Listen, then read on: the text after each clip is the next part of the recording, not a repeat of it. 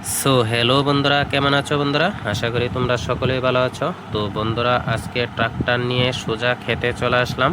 তো তোমরা দেখতেই পাচ্ছ বন্ধুরা, এখন ট্রাক্টর দিয়ে চাষ করা শেষ। তো বন্ধুরা, এখন ক্ষেতটাকে একটু ফিনিশিং করব। এই দেখো, কাঠের পাইল নিয়েছি, এটা দিয়ে এখন ক্ষেত সমান করব বন্ধুরা, যেটাকে বলে মই দেওয়া। তো বন্ধুরা, হাতেই এখন আমি মই দিয়ে ক্ষেতটাকে সমান করে ফেলবো, কারণ সমান না হলে বন্ধুরা ধানের বীজগুলো সমানভাবে রোপণ করতে পারবো না, এবং পরবর্তীতে ধানের বীজগুলো সুন্দরভাবে যদি না ফেলি, চারাগুলো উঠাতে একটু কষ্ট হবে যখন ধান খেতে নিয়ে চারা রোপণ করব। এই জন্য তো বন্ধুরা দেখো, খুব সুন্দর করে সমান করে দিচ্ছি এটা দিয়ে, মই দিয়ে।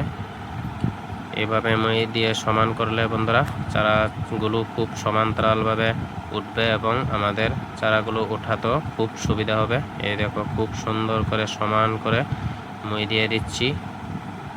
এইভাবে বন্ধুরা আমি প্রত্যেক বছর ধানের বীজ রোপণ করি।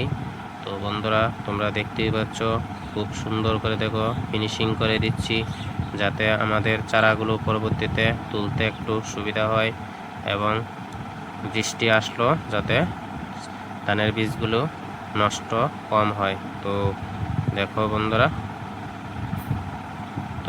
আমার করা শেষ মই দেওয়া। তো এখন জ্বালা ধানের বীজ ফেলে দিচ্ছি, বেশ অংশ ফেলাও শেষ।